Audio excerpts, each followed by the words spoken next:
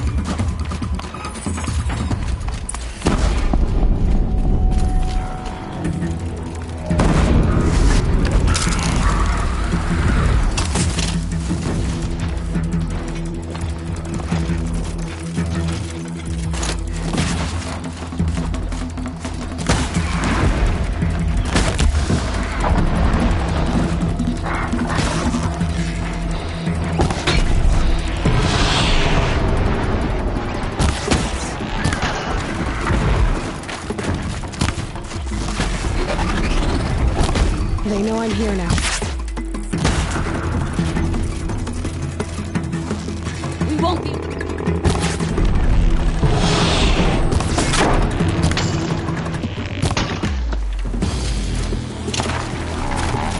Put them in the ice!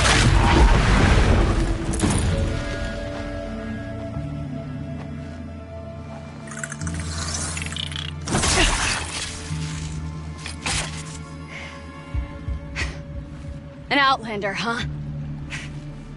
Well, who else would join me on this path I've taken? Which path would that be? Away from tradition. Away from the Werak. It's not so.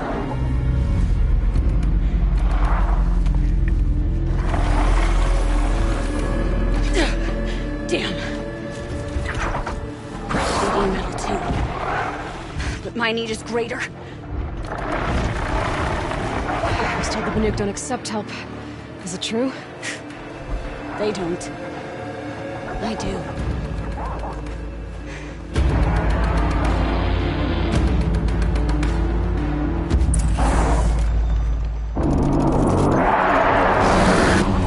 I made you live?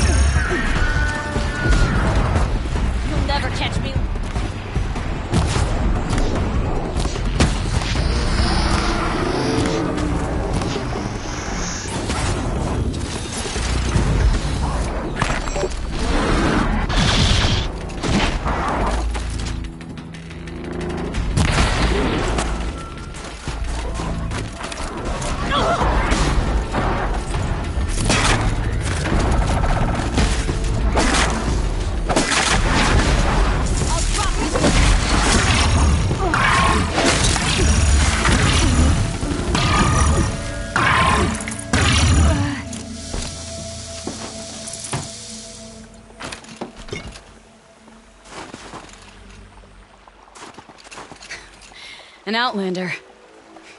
Chieftain of a werak. It's stranger in the cut than I thought. You're telling me. You fight well. I am a Cree. Thank you. I'm Aloy. I heard the White Teeth were missing 2 hunters. You look like you could leave if you wanted to, so... I stayed because of the other. Mylen. She snapped her leg descending the ice. I bided my time keeping vigil, but now she must return to the werak before they leave. Is joining the White Teeth so important to you? It's one of the great weraks of Ban-Or. Not so many great ones left now. I would go where Mylen went. I was her shadow on the snow, and she was mine. To be a runner with the White Teeth was everything to her. You know this Mylen well. Since our knees were always skinned. All my life. In a test to prove that we only need ourselves. That was my weakness. Sounds like she was lucky for your weakness. That's not the way she sees it. Mylen won't let you help her, will she? Because of the rules of this test. You're quick as a rockfall. No, just used to being told what's forbidden to me. She won't allow it. Won't take the medicinal plants I found or the food. Only what she can scrape up on hands and knees. I could get close when she was delirious. But now she's learned not to let me get close. What's this ordeal supposed to prove? That we have the strength of our ancestors. That we can survive as they did. When they came in search of a homeland, some were trapped against this glacier by a snowstorm. 4 days, 4 nights. After the storm cleared, the survivors sighted a tall neck, which led them up into Ban-Or. Well, that's the story I learned anyway. So let's get her back to the werak. All right. I've made a splint for her leg. Medicine for the pain, but I should warn you, she won't take them willingly. The law of survival... Tribal law shouldn't keep us apart from the ones we care for. Even if she cares more for the law.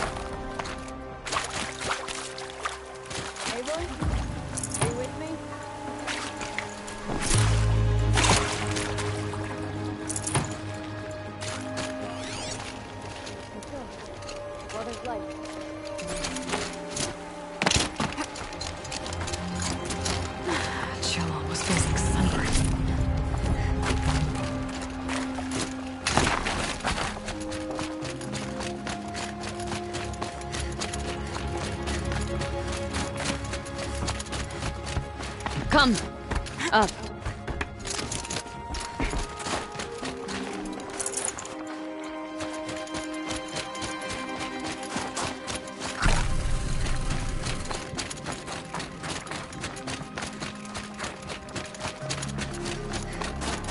That's where we're going. The frozen flow from the Ice Father. It keeps many things, but it won't have her. Not if we can help it.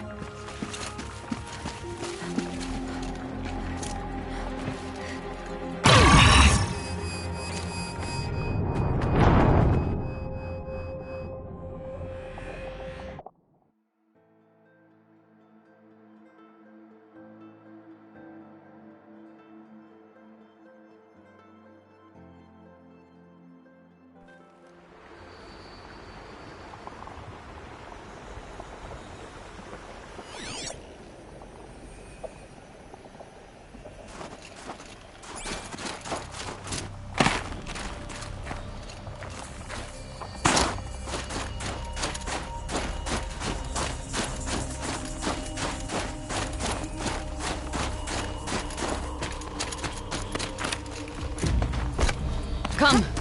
Up.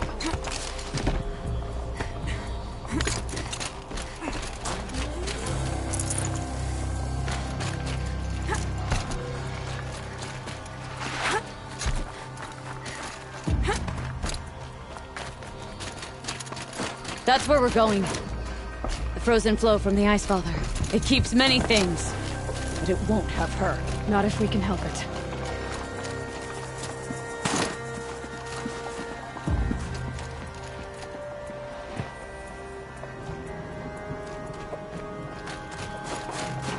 More up? We're lucky. Handholds have thawed.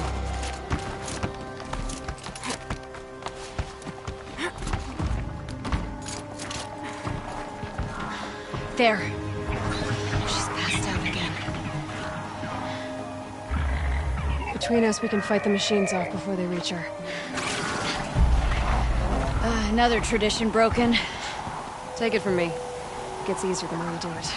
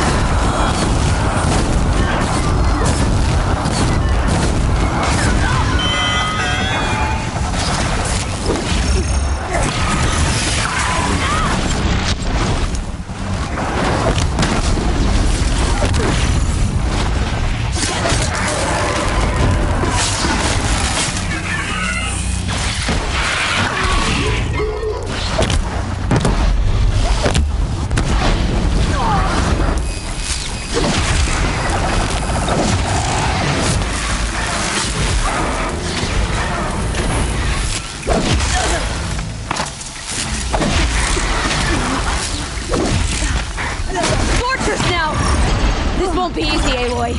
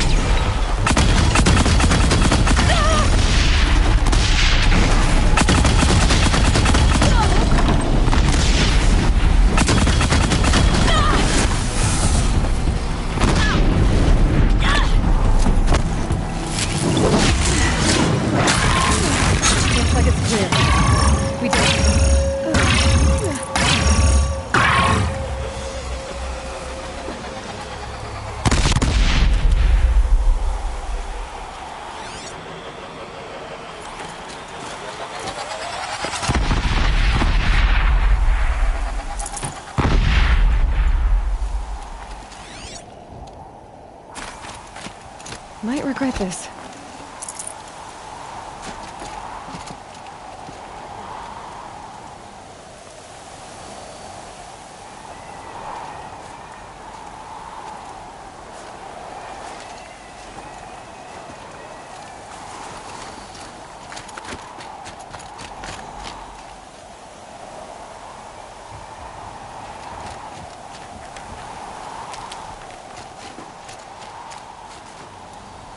Think of summer sun.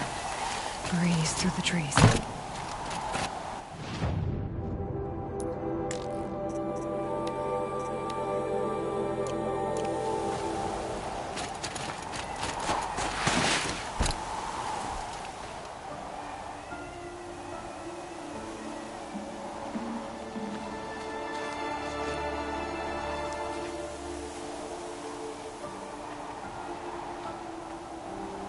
can feel her fever even in this cold. She shouldn't have been putting weight on this leg. She is awake.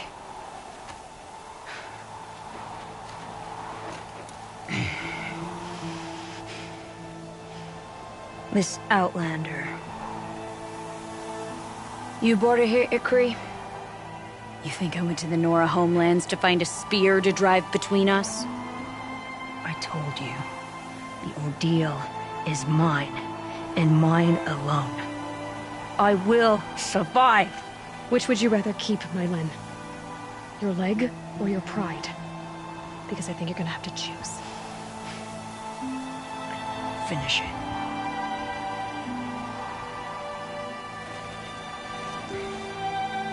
I know what you think of me. But I vowed you'd join the White Teeth. And you will. I will go back.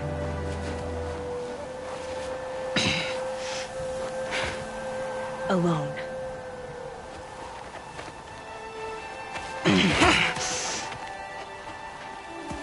No! Let me do this. Please. Let her. Mylin, I hope you can forgive me someday.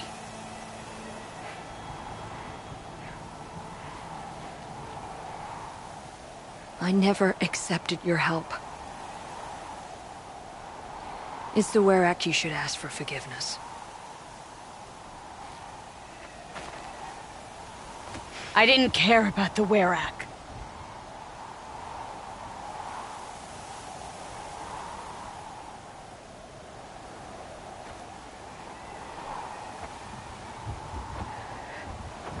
She'll understand. You saved her life.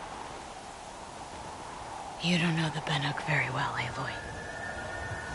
We have so many ways to express a grudge, and only one to accept an apology.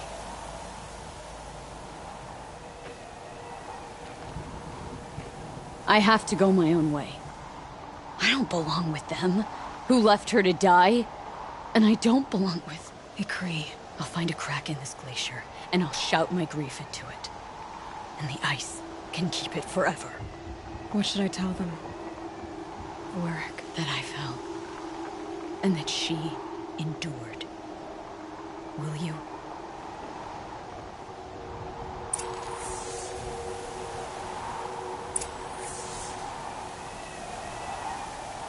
The White Teeth's test did change something in me. In us both.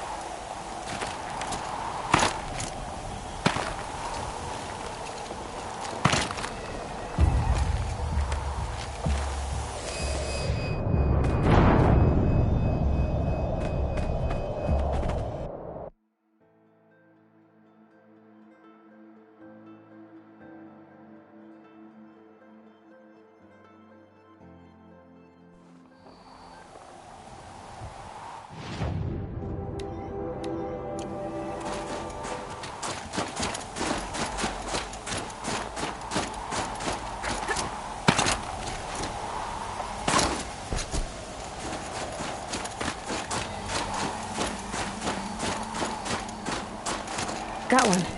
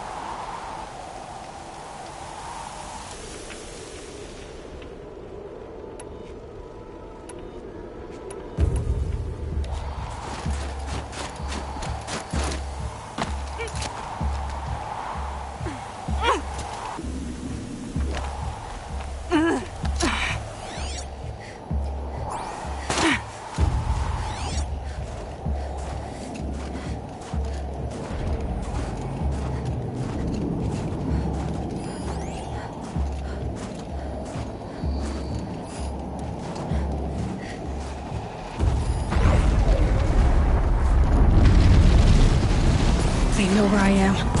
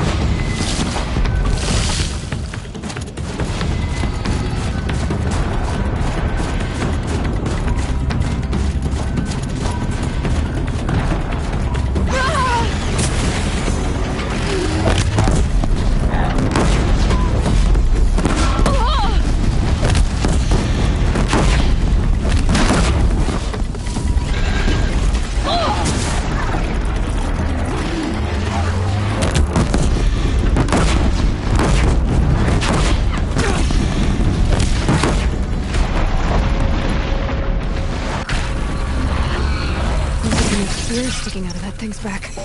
I'm not the first to try to take you down, am I?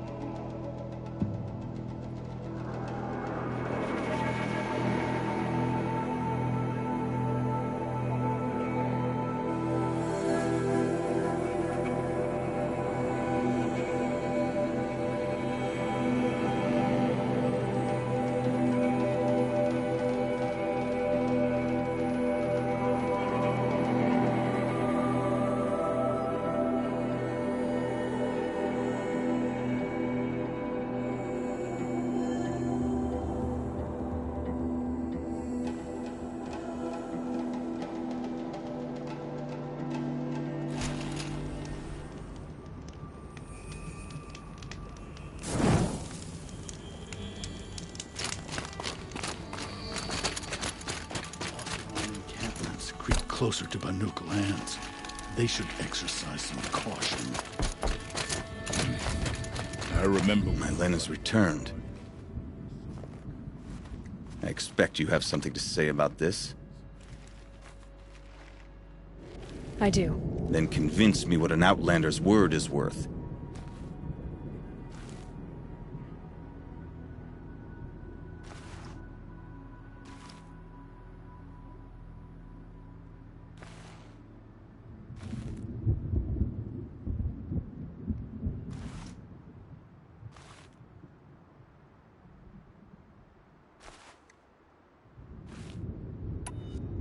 You put her through this ordeal.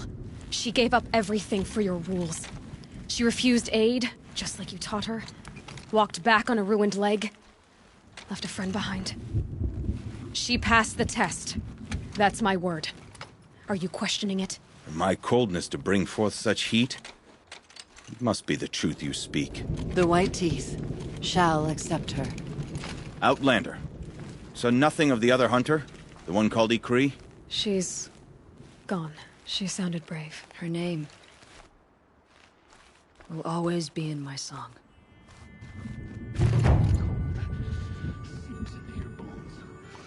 Soon, you forget what one It is a long road back to the Black I'll Hills give of our this to home. the Osram. Whatever they do with passion.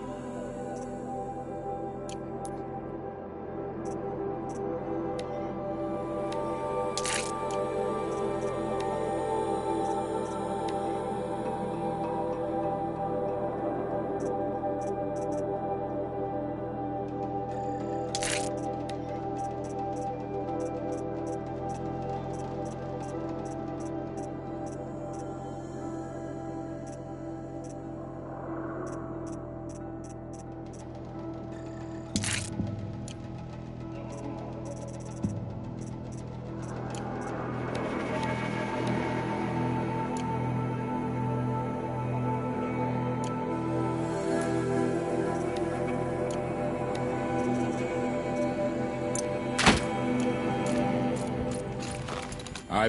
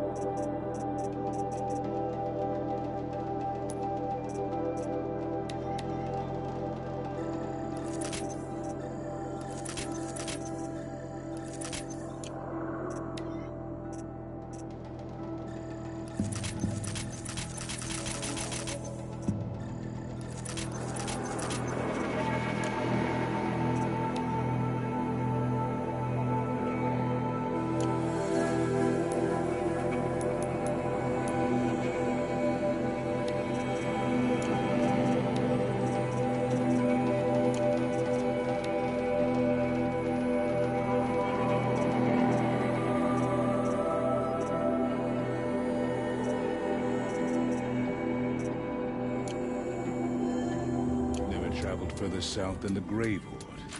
In the old days, the Mad Sun King made doing so impossible.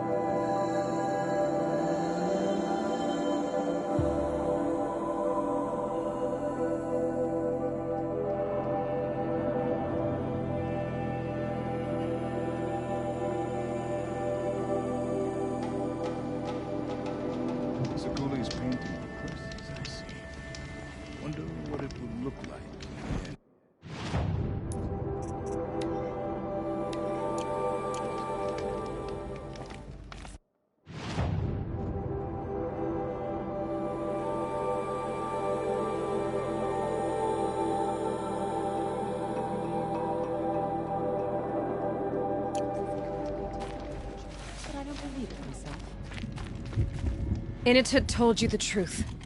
This is the headdress stolen from the murdered man.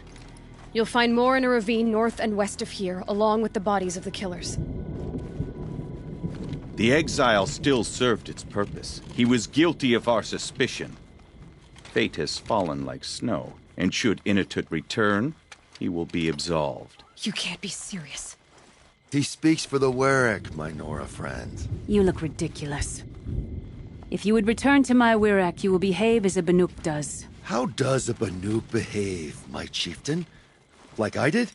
Accepting a sentence for a crime he did not commit. Or those others who killed in cold blood for crimes that their Karja victims did not. I think what I wear will not make me more or less of a Banuk.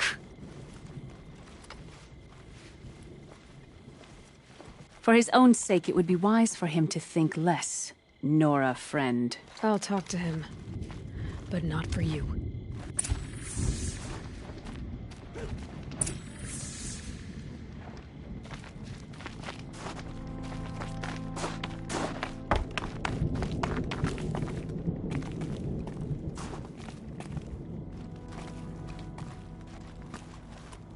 I defied my chieftain's will, spurned my Warwick.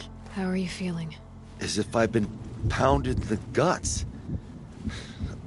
I could just keep walking, but when my anger is thawed, it will leave me with nothing.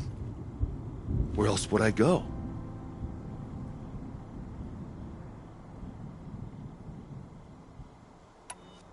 You can decide for yourself what it means to be a Banuk. It might not be what the chieftain and the shaman tell you. Whether you stay with this Werak or find another... I'm better with decisions like, do I start with the left or the right? There's more to you than your fists, Inatet. That's why I believed you. It was my chieftain who taught me honesty. Said, a Banuk should not be treacherous when the ice is treacherous enough. I'll sit with my bruises for a time, then talk with her again. As for you, Nora girl, will you accept this gift? A little scrawny weighed against the great boon you gave me, but... I'm honored. Thank you, Inatet.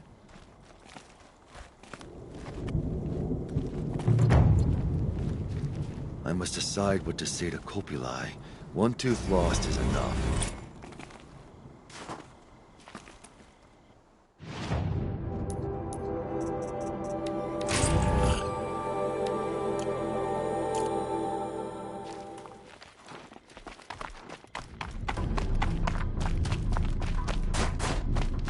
Trust in the blue light. All will be well.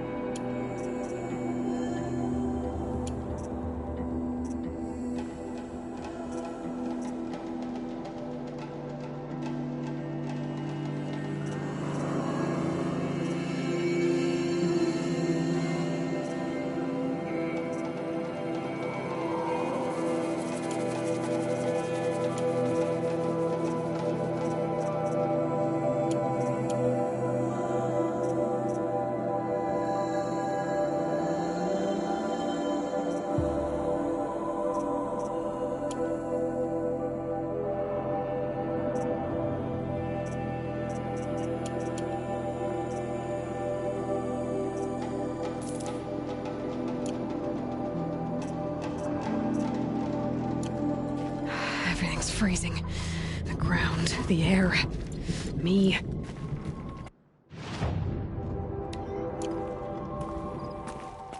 In the perfect Werak, any one of the hunters... Remember, Banukai, when the old ones were fresh in their graves and our numbers were still small. It was she who led us through the frozen wastes. We also remember the ravenous tribe, who delighted in sucking the marrow from our broken bones. Everywhere Banukai and her Werak fled, the ravenous tribe were never far behind. Seeking a way to defeat them, Banukai went into the wastes and let the wind whip her cheeks. And when the cold brought sleep, she dreamt of light. She saw it behind the world, a great calming sheet of icy blue. And she saw something new. Herds of machines, each filled with the same blue light. When she woke, she knew which star to follow.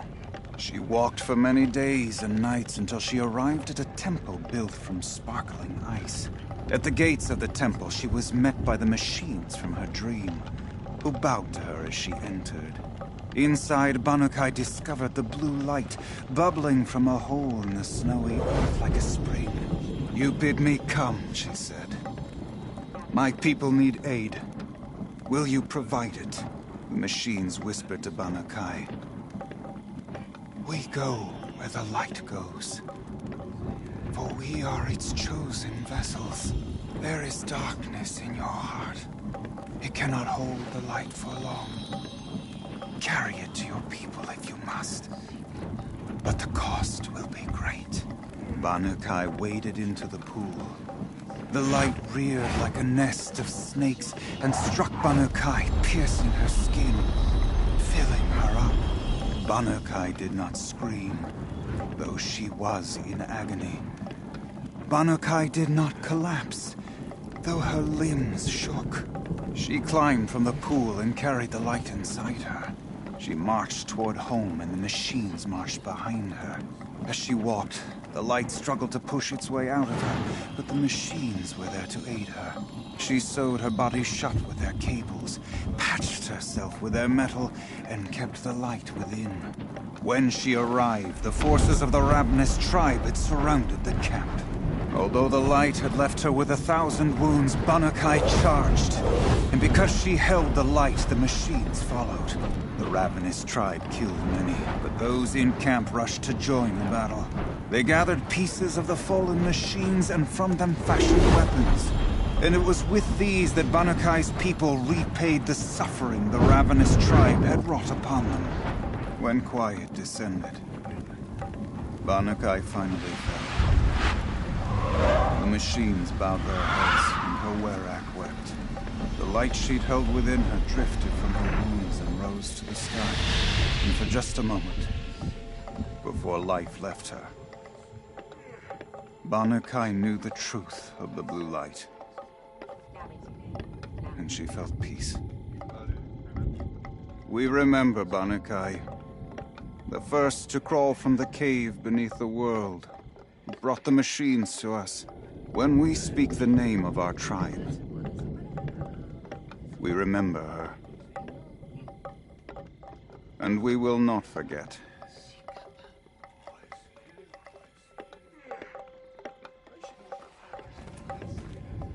I wasn't able to witness your victory at the hunting grounds.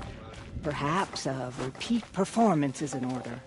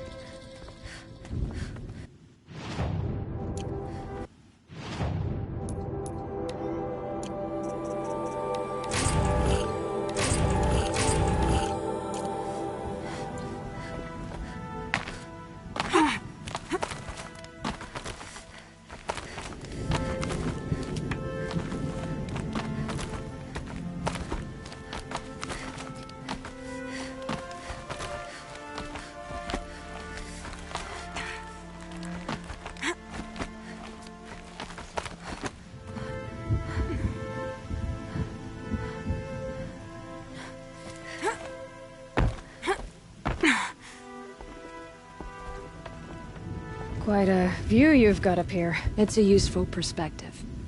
How fleeting we are when the world is so wide. From up here, you can see how the light paints across the land. Ever changing. That's a lesson. All our marks will pass. That outlook sounds a little depressing for a painter. Haven't met many artists, have you? Song's Edge needs new stories. I scrubbed its past off this rock to start anew, but a new start needs new colors. Fresh pigments. Like none have seen. Araya said you two were friends. I paint about what I feel now, not the way things used to be. Araya understood. Most Banuk didn't. I would have been exiled if she hadn't had Aratak take me into their werak. Have you always been a painter? I've always painted. But but I wasn't a painter until I was driven out of Banur. Up there, the markings are eternal. They paint over the same lines, the same colors, over and over. As a child, I learned from copying them. As I grew, my heart sank at the familiarity. All of us Banuk might as well be trapped in glacier ice. We have the look of life, but never really moving. These pigments you want. Where should I look for them? Salts gather at the edges of geysers and hot pools. Crystals cling to the rocks and cliffs. The Banuk rock paintings are impressive, but, You want to know what they mean? That's not the right question, but I'll answer anyway. Some are called to the machines. The sacred shapes you see on metal casings, or on a cauldron door. Do the machines listen to the call? I don't know. Others, like mine, are called to the tribe. You could say inspiration or prophecy. And sometimes even men listen, if the painting is loud enough.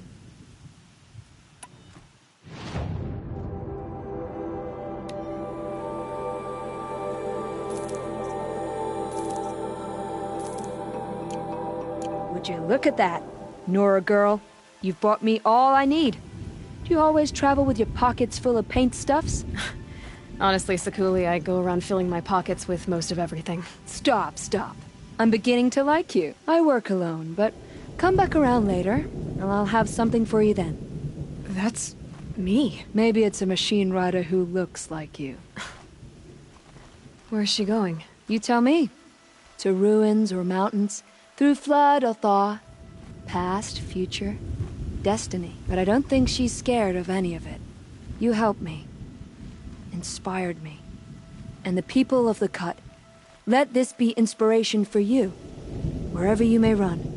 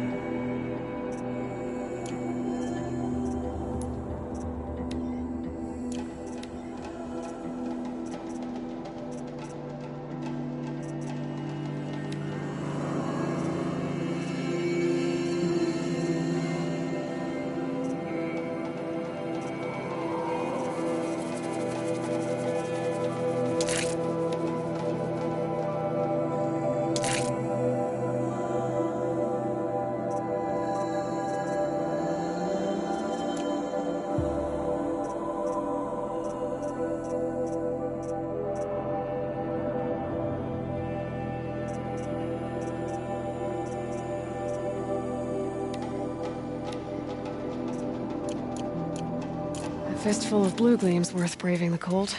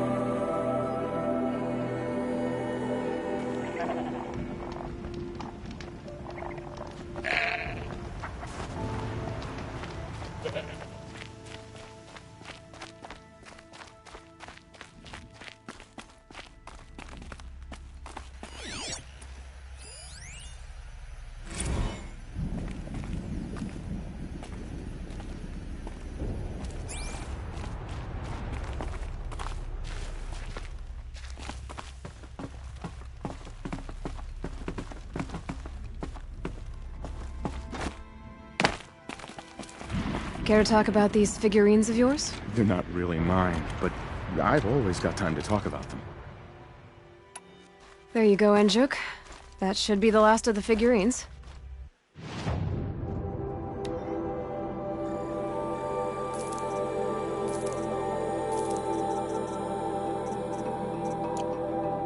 By the blue light, I didn't know if I'd ever see the whole collection reunited.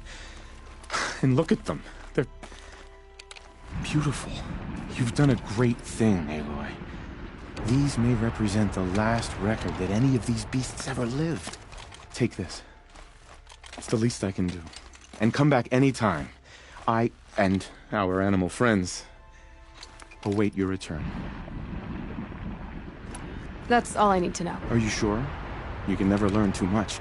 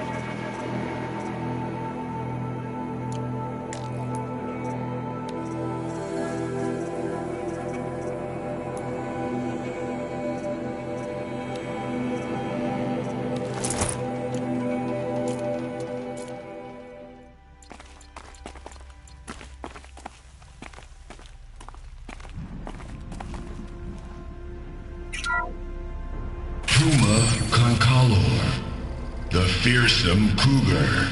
Brought to you by Montana Recreations. Its coat is sand-colored. Could it have been a burrowing animal? Perhaps those teeth were only used for digging.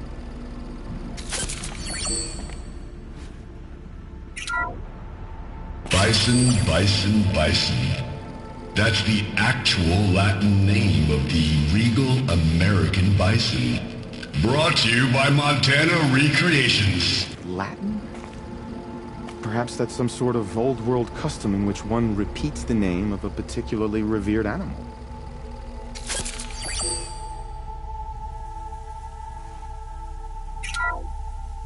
Ursus Arctos, the menacing grizzly bear. Brought to you by Montana Recreations. Those claws look like they could rip someone in half. Perhaps in its youth, but you heard Montana Recreations. He said it's grizzled, old. Its hunting days are behind it.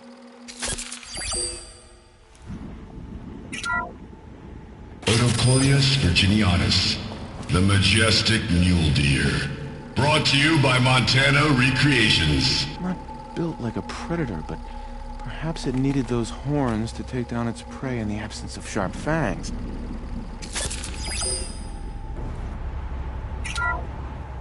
Canis lupus, the enigmatic gray wolf. Brought to you by Montana Recreations. Could it be that these wolves and our foxes are the same somehow? Perhaps after hundreds of winters. No, that's ridiculous.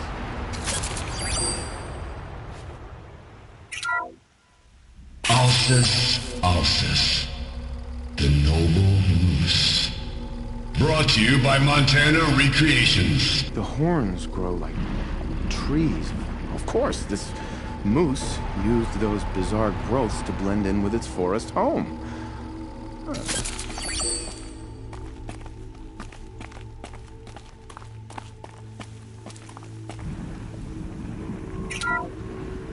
Ursus americanus, the magnificent American black bear. Brought to you by Montana Recreations. How would you like to find yourself cornered by that thing? I suspect I'd like it very much indeed. What a beautiful beast you were.